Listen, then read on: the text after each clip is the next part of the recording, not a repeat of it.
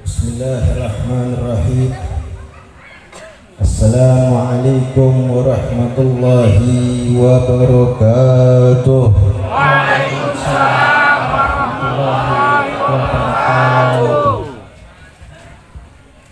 Bismillah, alhamdulillah. Alhamdulillahi dzil jalali wa syari'il harami wal halali.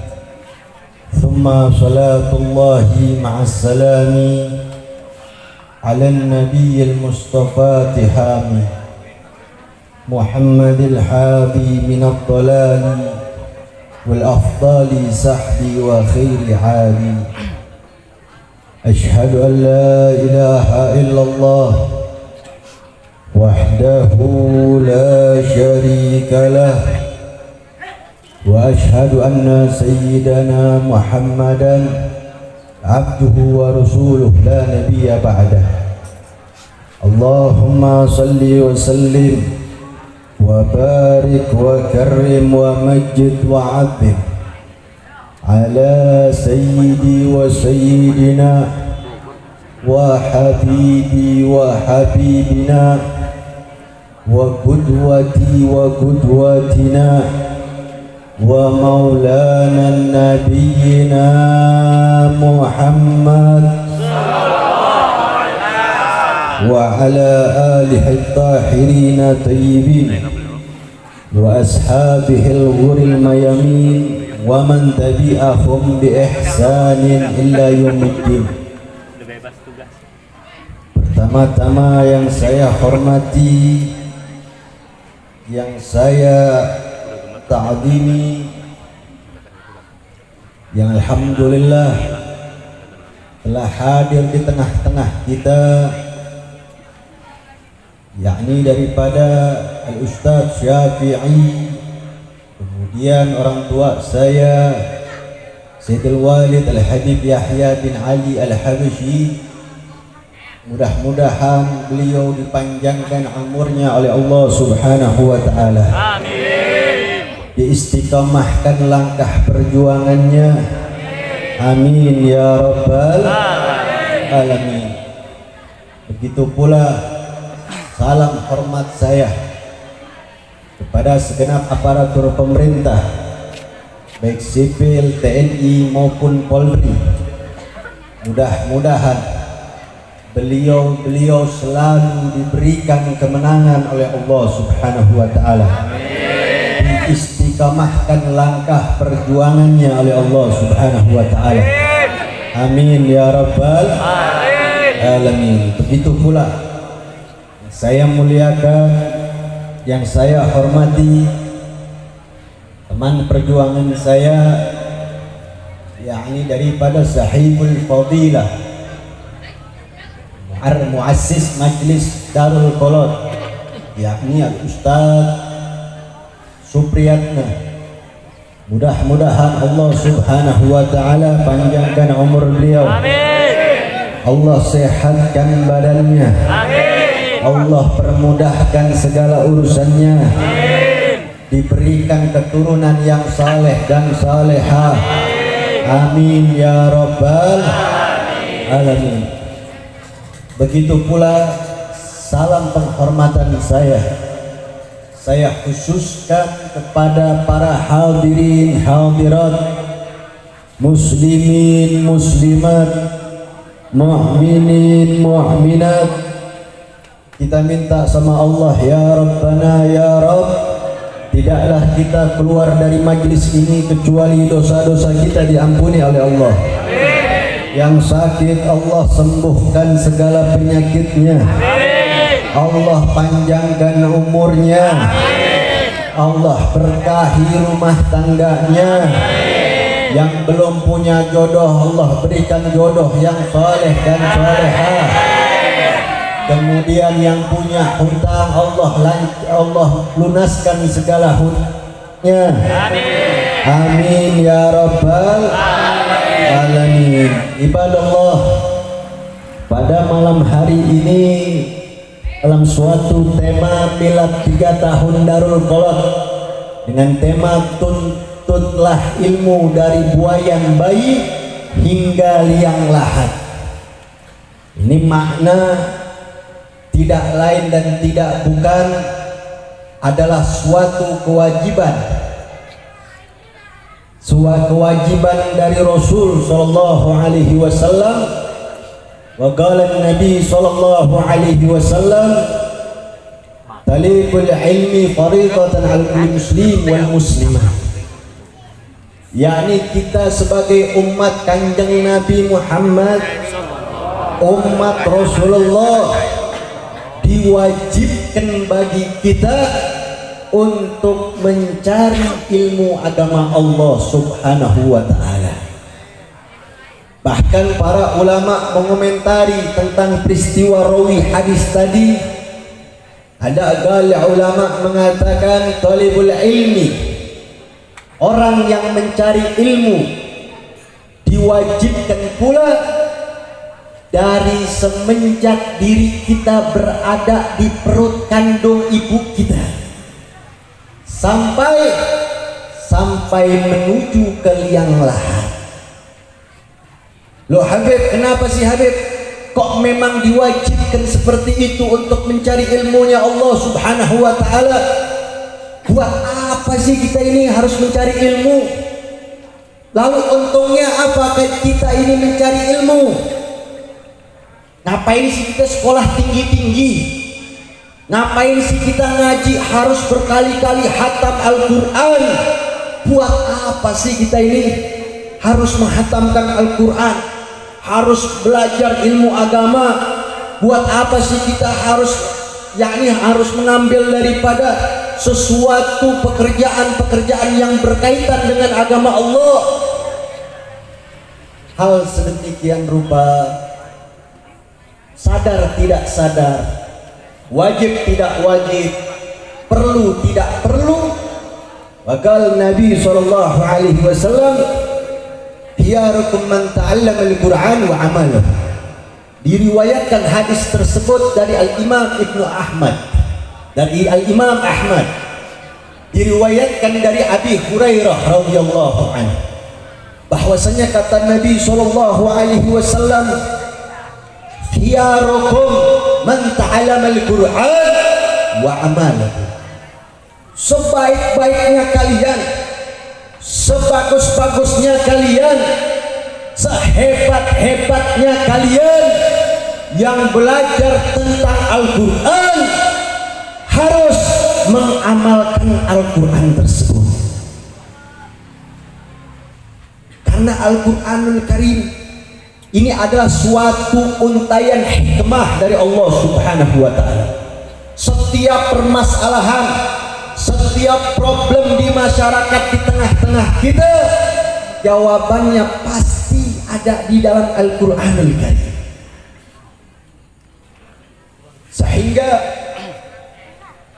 dalam hadis tersebut Al-Imam Zubat, yakni daripada pengarang Zubat, mengatakan fa'allimun bi'ilmihi lam ya'malan mu'adzabun min qabla ubadil wafat. Orang yang berilmu, orang yang memiliki pengetahuan, orang yang bisa membedakan mana yang baik, mana yang buruk, tentu yang pertama harus didasari dengan ilmu. Lalu bagaimana? Fa'allimun bi'ilmihi lam ya'malan. Tapi orang yang berilmu tadi, orang yang punya keistimewaan kelebihan ilmu tadi, jika ilmu tadi tidak diamalkan sedikit pun, jikalau ilmu tadi tidak pernah digunakan sedikit pun, mu'adzabun min qabla ubadil wathan, maka orang tersebut akan disiksa, akan diazab sebelum penyembah berhala. Luar biasa. Jika orang yang berilmu saja dia tidak pernah mempraktekkan ilmunya, lalu bagaimana dengan seorang yang ahli ilmu tetapi tidak pernah menggunakan ilmunya? Maka orang tersebut akan diazab, akan disiksa sebelum orang-orang penyembah berhala sudah. Makanya kenapa sih Habib lalu sampai Rasulullah ini mengajarkan kepada kita tentang kewajiban untuk mencari ilmu? Buat apa sih Habib kita ini repot-repot cari ilmu sana kemari, kesana kemari? Bahkan tentang hadis Rasulullah mencari ilmu itu sampai ke negeri Cina. Tentang hadis Rasulullah, tetapi bukan cukong Pak, bukan Cina 9 naga, bukan Cina yang suka menyengsarakan rakyat, bukan. Makna hadis tersebut ahli tafsir hadis mengatakan orang yang mencari ilmu harus sejauh-jauh mungkin, harus sampai jauh, maupun ilmunya, pelajarannya, bahkan tempatnya, diwajibkan bagi umat Rasulullah mencari ilmunya agama Allah Subhanahu wa ta'ala. Karena salah satu fadilah ilmu bisa membedakan mana yang makruh dan mana yang sunnah, mana yang haram, mana yang halal, diberikan tahu oleh dalam ilmu agama Allah Subhanahu wa ta'ala. Makanya Allah Subhanahu wa ta'ala mengatakan, ya ayyuhalladzina amanu, wahai orang-orang yang beriman, wahai orang-orang mukmin, wahai umat-umat Rasulullah, udkhulu fi silmi kafah, diwajibkan bagi engkau, diharuskan bagi engkau masuk ke dalam Islam secara menyeluruh, secara kafah, bukan secara tanggung-tanggung. Kadang-kadang kan enggak, mohon maaf Bapak Ibu, orang yang sudah punya ilmu agama, orang yang sudah punya ilmu agama lebih gampang dipelintir untuk menjadi penjilat-penjilat agama Allah Subhanahu wa ta'ala. Makanya di dalam kitab Ihya Ulumuddin mengatakan, jangan sampai salah menafsirkan tentang ilmunya Allah Subhanahu wa ta'ala. Lebih dari salah satunya, harus lebih pandai dan jeli bagaimana mencari guru-guru yang diwajibkan, yang diikuti oleh masyarakat. Kita nggak jadar, kita nggak tahu. Kita nggak tahu mana ulama baik, mana ulama su. Kita nggak tahu. Alhamdulillah di Cikande ada Ki Supriyatna. Ki Supriyatna luar biasa kalau soal urusan takbir, luar biasa. Pak polisi, saya mah nggak galak, Ustaz Supriyatna aja yang galak. Provokatornya saya beliau soalnya. Iya. Beb takbir, langsung Ustaz Supriyatna bilang takbir kencang, langsung menggetarkan muka bumi. Masya Allah. Udah begitu nggak tanggung-tanggung. Beliau adalah salah satu orang yang cinta terhadap umatnya Rasulullah. Kenapa Habib Agil bisa bilang begitu? Agil Habib bilang begitu, kenapa? Karena banyak orang-orang tua kita, saudara-saudara kita, nggak ada yang tahu makna alif berdiri itu, nggak ada yang tahu. Makna alif ngadeg itu nggak tahu. Bersyukur rakyat sini, masyarakat di sini ada Ustaz Supriyatna membantu untuk menghilangkan kebodohan yang ada di masyarakat. Harusnya kita ayo sama-sama kita untuk memperbaiki diri kita, memperbaiki ilmu-ilmu kita dengan ulama-ulama yang istiqomah, ulama-ulama yang lurus. Kalau antum belajar sama ulama-ulamaan, saya yakin antum juga bakal diajak masuk surga, juga bukan surga beneran, cuman surga-surgaan. Kok ada Habib surga-surgaan? Banyak, di bundaran ada surga-surgaan. Mainan anak-anak itu namanya surga-surgaan. Lalu bagaimana tentang ilmu ulama yang istiqomah, ulama yang selalu mengikuti anjuran dakwah Rasulullah? Karena guru adalah salah satu orang tua kita. Bahkan kata Sayyidina Umar bin Khattab mengatakan, andaikan ada salah satu orang yang mengajari satu huruf terhadap diri saya, maka dia adalah orang tua saya, bahkan guru saya. Luar biasa. Guru ini pahlawan tanpa jasa. Tetapi kadang-kadang juga banyak anak-anak muda ketika ada sesuatu majelis, sesuatu perkumpulan tentang ilmunya Allah Subhanahu wa ta'ala, masyarakat, anak-anak muda tidak ada yang membantu bagaimana tentang untuk perjalanannya, tentang agamanya Allah Subhanahu wa ta'ala. Kalau antum sebagai umat Rasulullah tidak tahu makna, kalian harus belajar terhadap gurunya. Mohon maaf, Ustaz Supriyatna, banyak. Saya juga punya banyak pengalaman kawan-kawan saya. Karena orang yang memiliki ilmu bisa membedakan, Bapak, Ibu.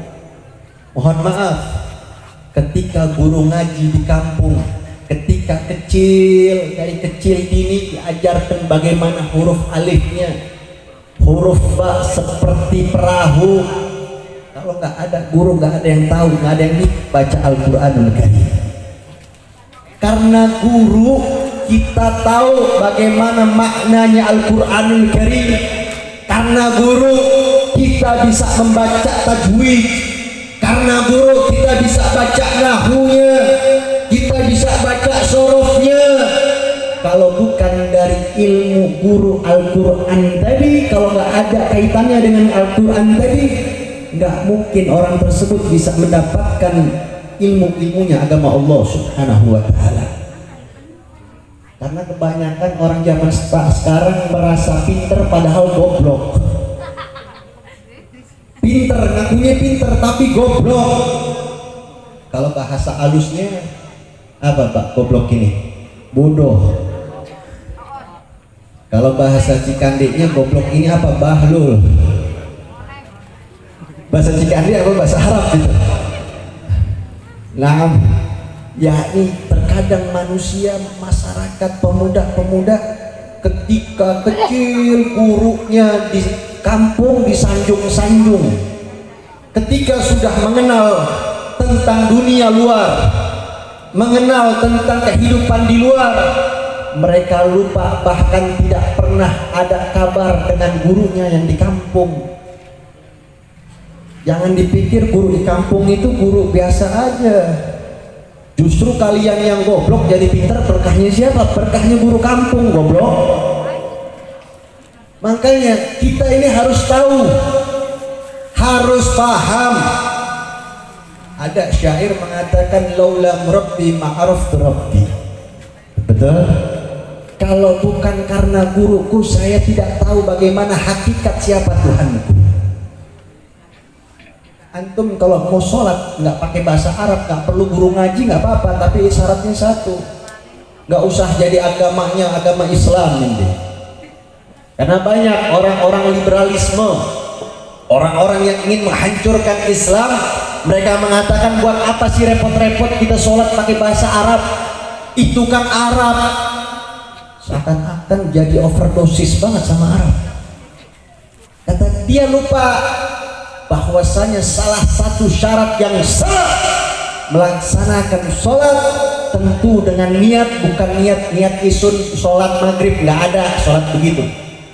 Niat saya sholat maghrib nggak ada, tapi nawaitu usolli, bagaimana sholat kita dengan menggunakan kalimat-kalimat huruf hijaiyah. Kalau pakai huruf hijaiyah berarti huruf apa? Huruf Arab.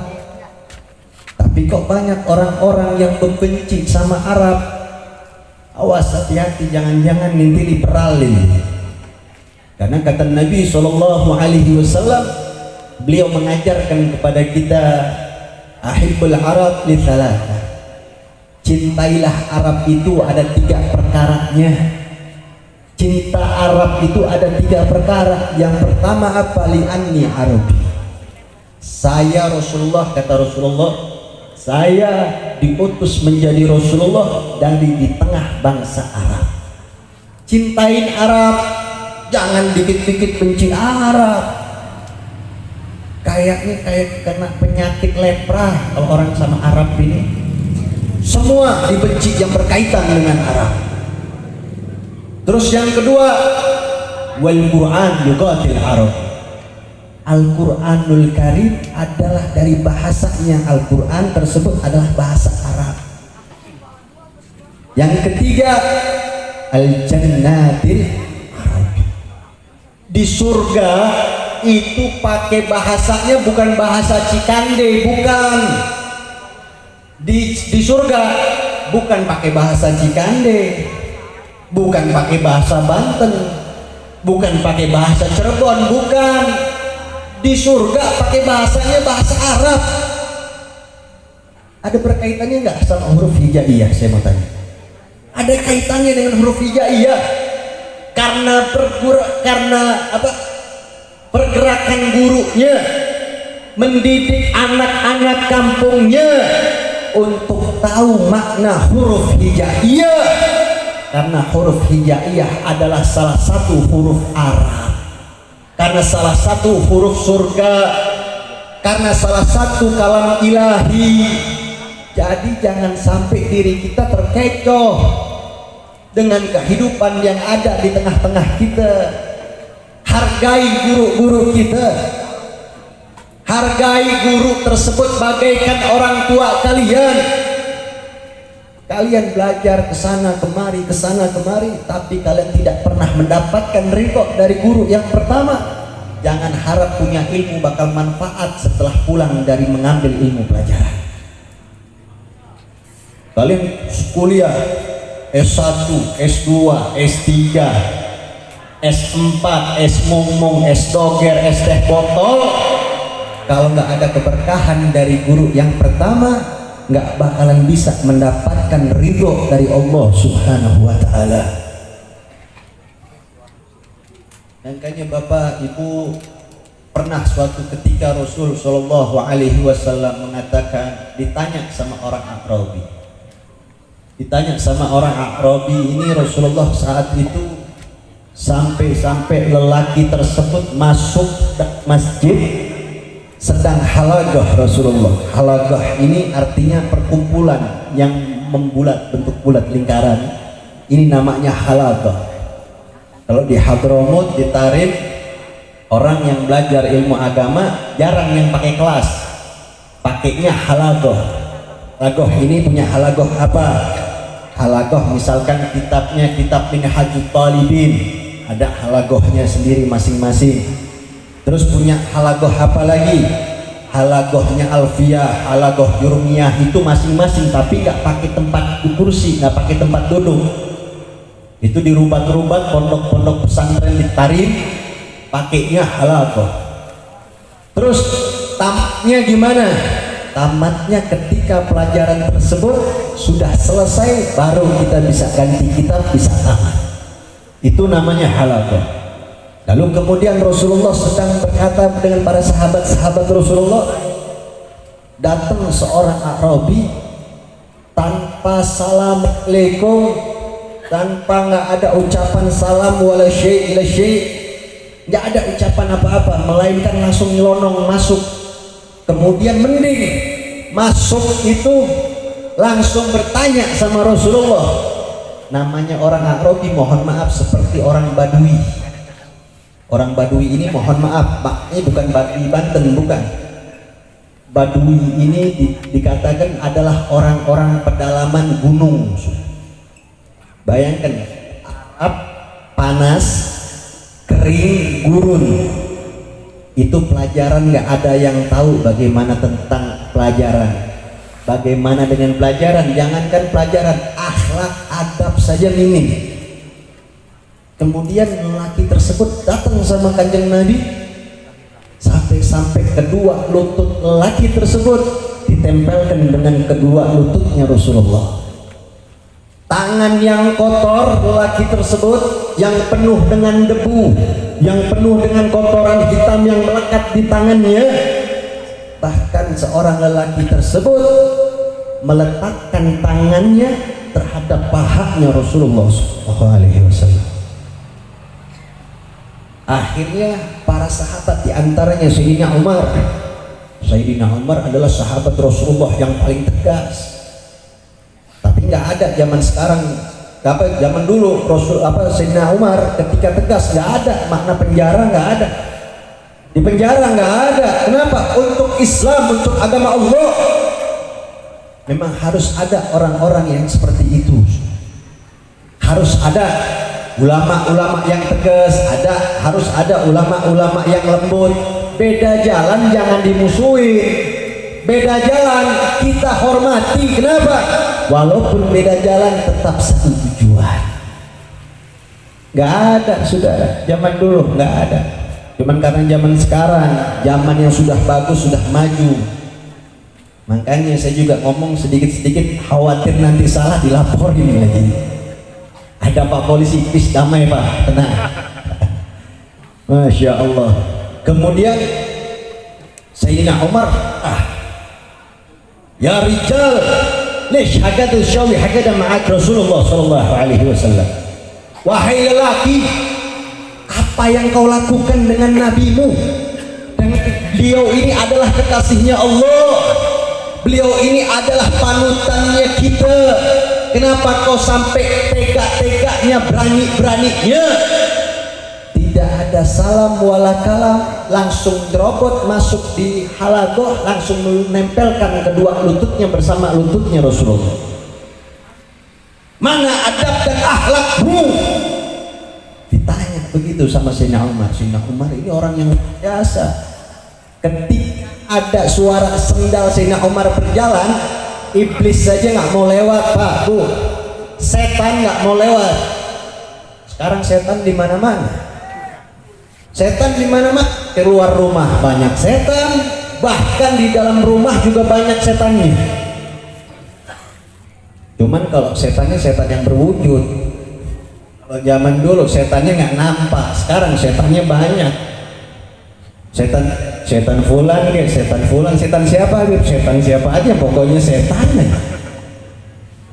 Akhirnya ketika Sayyidina Umar melihat, ketika Rasulullah melihat jawaban daripada perkataan Sayyidina Umar, Rasulullah ajarkan dengan akhlak yang mulia, dengan adab yang bagus.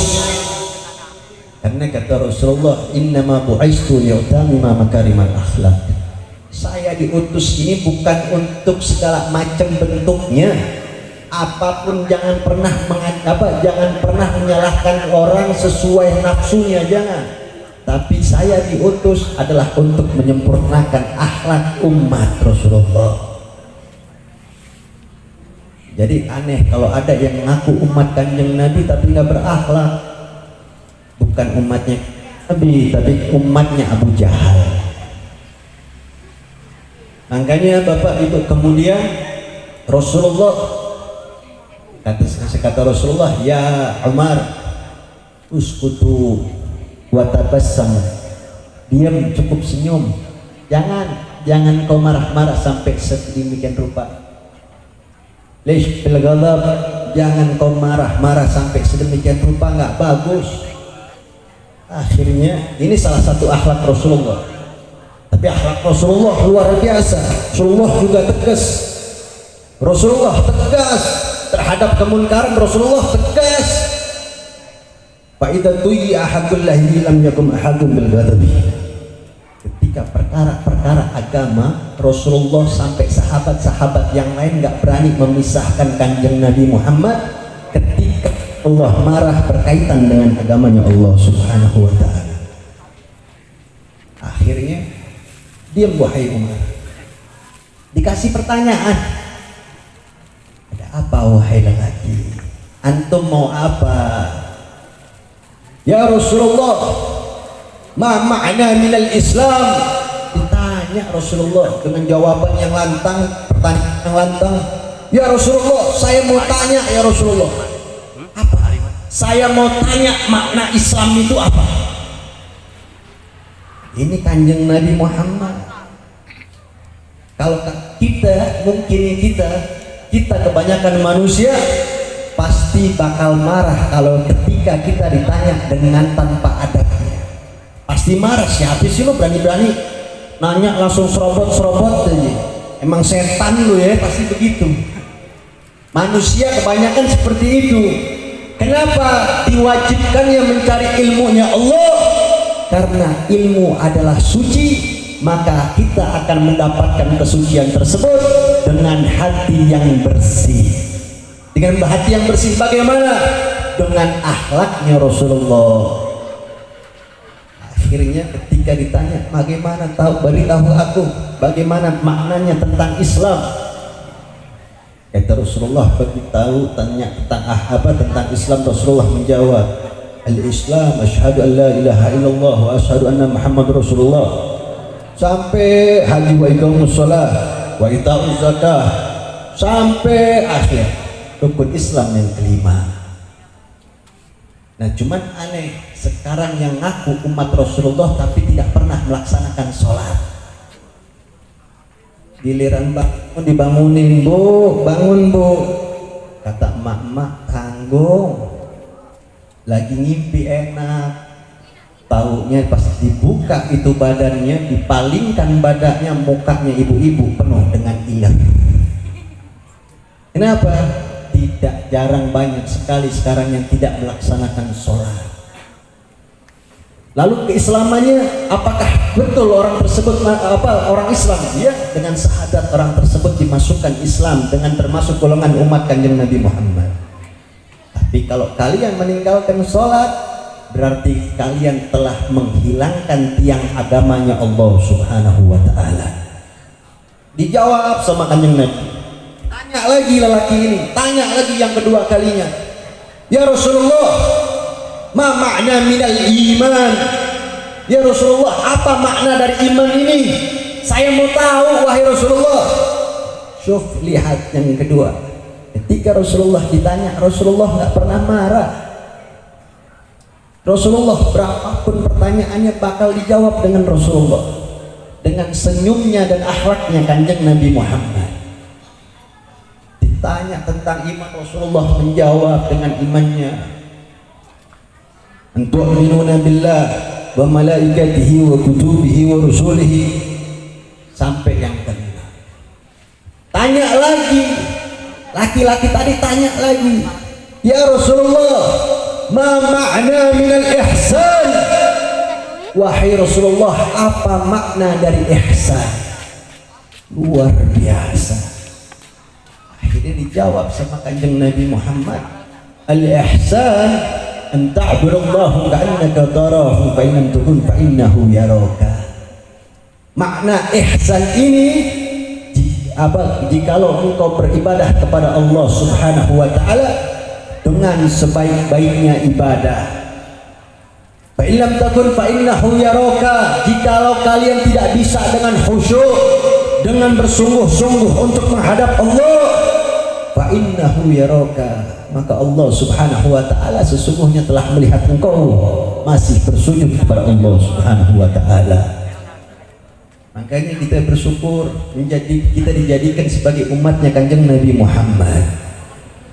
Banyak mereka para nabi-nabi terdahulu, mereka ingin dijadikan sebagai umatnya kanjeng Nabi, tetapi mereka tidak bisa dijadikan umat kanjeng Nabi karena banyak para nabi-nabi, dan kita berada di dalam umat akhir zaman, umatnya Rasulullah.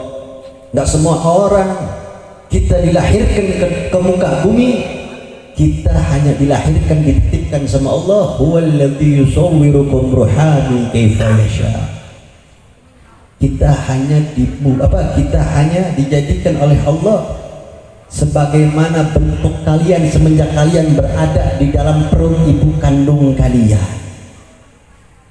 Antum kalau tadinya pesek nggak bisa jadi mancung, betul. Ente tadinya ceret pendek nggak bisa jadi tinggi. Udah pendek ya pendek aja, kalau udah tinggi ya tinggi aja. Kenapa? Karena Allah Subhanahu wa ta'ala telah menciptakan kita secara fisik dan ruhnya saja semenjak berada di dalam perut ibu kita.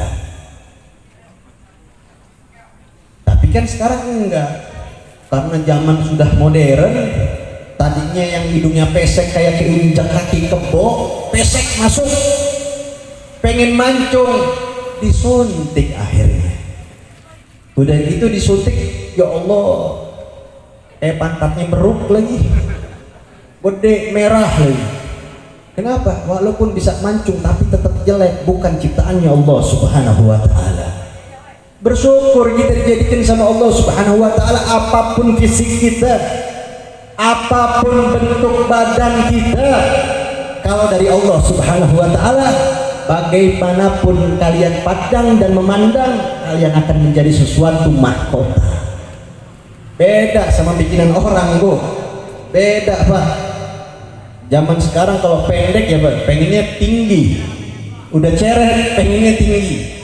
Namanya manusia selalu kurang. Kalau sudah saking tinggi pengen pendek. Namanya manusia bahlul kalau begini. Jadi apapun yang diberikan sama Allah Subhanahu wa ta'ala terima. Makanya kata Rasulullah, diwajibkan kita mencari ilmu agamanya Allah Subhanahu wa ta'ala dari lahir sampai tiang lahat.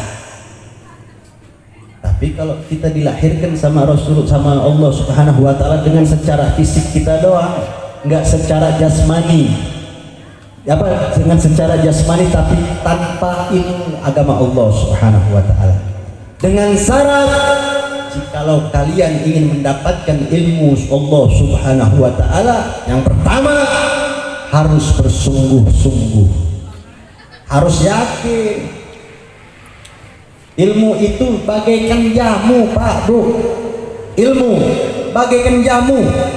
Jamu itu pahit, tapi kalau sudah diminum jamu tersebut, badan kita pasti terasa hangat dan luar biasa, enak, nikmat. Sama halnya orang mencari ilmu.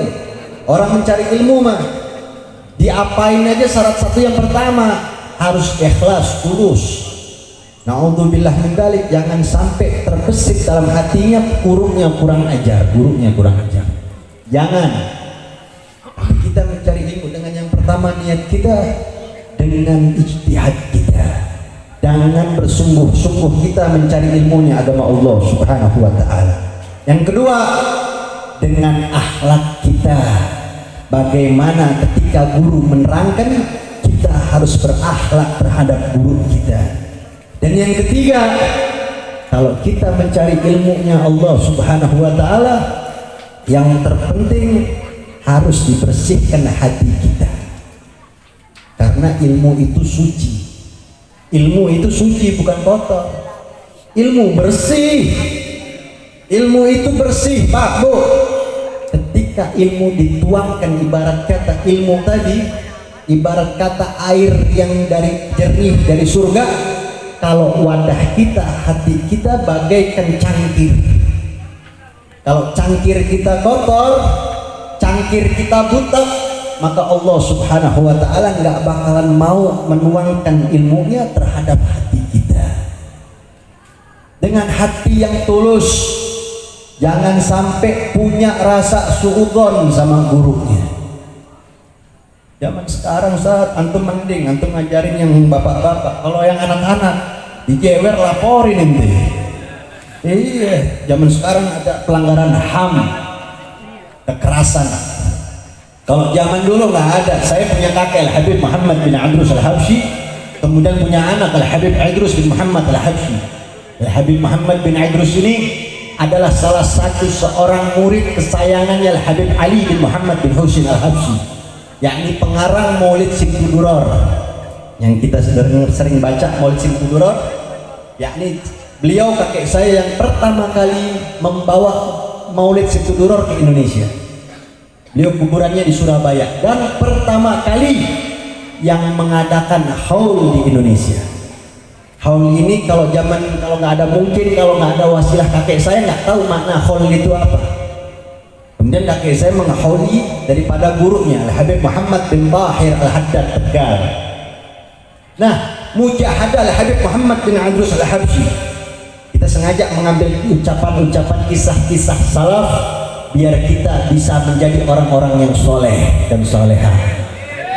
Inilah Habib Muhammad bin Idrus Al-Habsyi suatu ketika mengajari, pada saat itu sedang mengajar ngaji di rumah daripada orang penjajah, daripada menir Belanda. Menir Belanda ini dia mau tahu tentang makna agama Islam itu seperti apa. Dikasih sama Habib Muhammad bin Idrus Al-Habsyi, kasih tahu Islam ini begini. Islam itu bagus, suci, rahmat, paling mulia. Tahu-tahu anak menir ngeletuk, kurang ajar. Wah, Habib Muhammad ini kita sok-sokan, sok pinter lu. Islam itu ribet amat. Itu anak menir, seorang wanita dipukul pakai tongkat langsung paku. Sama kakek saya dipukul langsung pakai tongkat. Semuanya seketika murid-murid yang lain diem, bingung kenapa? Habib Muhammad bin Idrus bakal kena musibah. Karena pada saat itu zaman penjajahan, beliau meninggal sekarang sudah 107 tahun meninggalnya. Kemudian ketika memukul anak si menir, ini menir datang bawa tentara rombongan mau menangkap Al-Habib Muhammad bin Idrus Al-Habsyi. Kemudian ketika mau menangkap Al-Habib Muhammad bin Idrus Al-Habsyi, inna awliya Allah walahum yahzanun, kata Allah, sesungguhnya wali-walinya Allah ini nggak pernah merasa sedih, nggak pernah rasa dan lain sebagainya, nggak pernah ada rasa takut sama siapapun, karena melihat kekasihnya Allah mau dizalimi, lihat kekasihnya Allah mau dinistakan, itu Allah subhanahu wa ta'ala lewat magam dan keramatnya Al-Habib Muhammad bin Idrus Al-Habsyi, kanan kiri beliau dijaga oleh dua singa yang besar pada saat itu. Sudah. Kenapa? Artinya orang yang mencari ilmunya Allah subhanahu wa ta'ala, yang dekat sama Allah subhanahu wa ta'ala, Allah nggak bakal membiarkan hamba-hambanya dalam keadaan susah. Bapak, Ibu, apapun yang terjadi, jika diri kita dekat sama Allah, jangankan punya istri satu, minta istri 4 juga dikasih. Iya. Kalau udah punya begini, udah dekat sama Allah, jangankan pengen punya mobil, pengen punya rumah gedung juga dikasih. Kenapa? Karena dekat sama Allah. Kalau pengen punya anak 1, punya anak 2, punya anak 12 juga bakal dikasih sama Allah. Kenapa? Kedekatan kita dzikr Allah, dekat kita sama Allah subhanahu wa ta'ala, karena Allah subhanahu wa ta'ala tidak akan membiarkan seorang hambanya dalam keadaan sesulit apapun, dengan syarat, dengan ilmu kita, dengan pelajaran-pelajaran yang telah dibawa oleh guru-guru kita. Mudah-mudahan niat kita semua dikabulkan oleh Allah subhanahu wa ta'ala. Amin ya rabbal. Mau lanjut gak nih? Jam berapa? 11. Tadi saya naik jam berapa loh? Lanjut, giliran pulang nanti saya keluar, urusannya bukan urusan saya, Habib pingsan. Kadal kebon. Masya Allah, mau lanjut? Betul. Bencong juga jam segini belum keluar. Jam 11 Bencong belum keluar. Urusan Ustaz Supriyata suruh hisbah aja udah. Ustaz Supriyata hisbah Ustaz. Iya, jadi kalau seorang murid harus punya kebanggaan dengan gurunya. Jangan pernah gurunya melakukan hal sedemikian rupa. Rasulullah kan nggak pernah begitu. Kadal kebon. Rasulullah ketika tentang agamanya disinggung, Rasulullah nggak mau diem. Rasulullah nggak mau diem. Bahkan ketika sahabat Rasulullah, ketika saat itu Rasulullah dinistakan dengan sebutan nama doang, ini sahabat-sahabat Rasulullah nggak ada yang terima, dengan padahal dengan namanya Rasulullah, namanya kanjeng Nabi dihina. Ya, as-sabr, kanjeng Nabi sabar, tenang. Kenapa? Karena kalau dirinya dihina, kanjeng Nabi nggak pernah marah, Bapak Ibu. Tetapi ketika kanjeng Nabi dihina, sahabat-sahabat Rasulullah tidak ada yang menerima. Lalu apakah Rasulullah membiarkan kemarahan seorang sahabatnya? Ya, karena tahu kalau ditahan, kalau di-stop kemarahan seorang sahabat, berarti tidak bisa membela hak-haknya Allah Subhanahu wa taala. Karenanya Allah mengatakan, innallaha wa malaikatahu yusholluna 'alan nabi ya ayyuhalladzina amanu shollu 'alaihi wa sallimu taslima. Makanya dengan ucapan-ucapan Rasulullah aja harus memanggil nama Rasulullah. Jangan suka memanggil namanya. Yang sebut Muhammad mana? Muhammad Cikande. Muhammad mana? Muhammad jualan es cendol. Muhammad orang jualan es duren. Makanya harus dengan sebutan nama Habibullah, sebutan Rasulullah. Begitu pula dengan guru-guru kita, diajarkan jangan panggil Supriyatna, jangan begitu. Panggil namanya Ustadz, guru, syekh, panggil. Biar apa? Biar dapat berkah. Berkahnya kenapa, Habib? Lu tadinya goblok nggak bisa ngaji daripada bisa ngaji. Betul. Itu adalah keberkahan dari guru yang dititipkan langsung oleh Allah Subhanahu wa taala. Mudah-mudahan niat kita dikabulkan oleh Allah Subhanahu wa taala. Yang sedang ujian Allah luluskan dengan nilai-nilai yang sempurna. Amin ya rabbal alamin. Hadani Allah wa iyyakum ila siratal mustaqim. Assalamualaikum warahmatullahi wabarakatuh.